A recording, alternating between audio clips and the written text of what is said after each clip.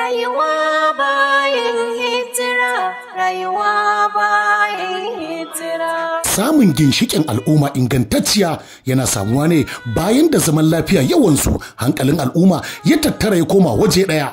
Ni ba wani wanda yake burge ni in gaya maka kaf a cikin maza. Wancan banza kenan. Ka sha ta kamurza zaki akwai shi gurin nan Allah ya isa.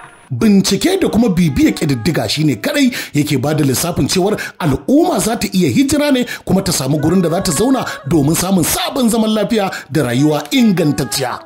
Tausayi, jin kai wato annashuwa shi yake samar da ingantacciyar lafiya ga jikin 'yan adam da kuma samar da lafiyar da za ta zaunar da 'yan adam lafiya.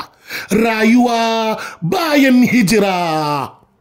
Aka ce gamborin galaba kuwa? Allah jarraba shi ta bi ta gama malam. In ba a cewa komai sai addu'a. Matsala ta? Kai ganin ka fa akwai matsala ba.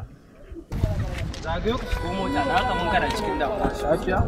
A kawai ka zagayo ka shigo mota mu yi magana. Bayan da al'umma ta tarwatsa, rai hankali ya tashi, zuciya ta gurfana ba inda take tunani ba. Haka zalika asarar gidaje da kuma rayuka daban-daban.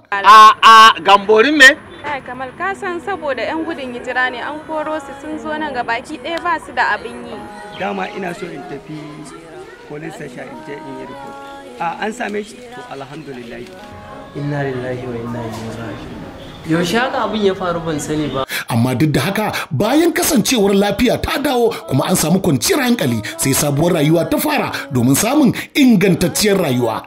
Rayuwa bayan hijira. An yi aljanna ke ko aljanna Allah haɗa barki kuma aljanna mafi dausu mu zauna halidi na fiha abada la yaguna alhahi wala Abadan ta umantawa da halaccin daukan mu a rayuwa.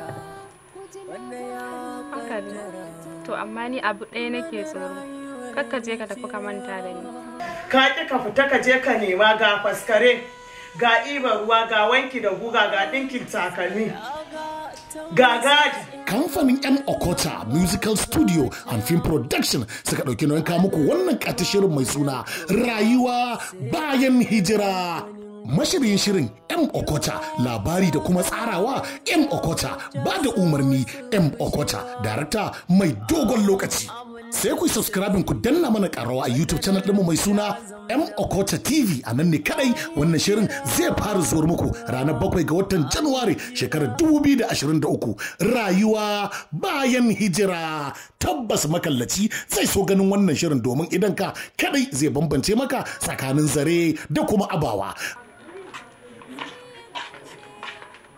Baby. Baby. Baby. No. Rayuwa bayan hijira. Haka zalika ga wata dama ta musamman da zamu ba masu kallon mu da mu biyan mu a YouTube channel ɗinmu mai suna M Okota TV. A lambobin su ne kamar haka: 08063083623 ko kuma 08029591663 domin tattaunawa kai tsaye da kuma tambayoyi ko kuma ba da shawarwarinku. Rayuwa bayan hijira.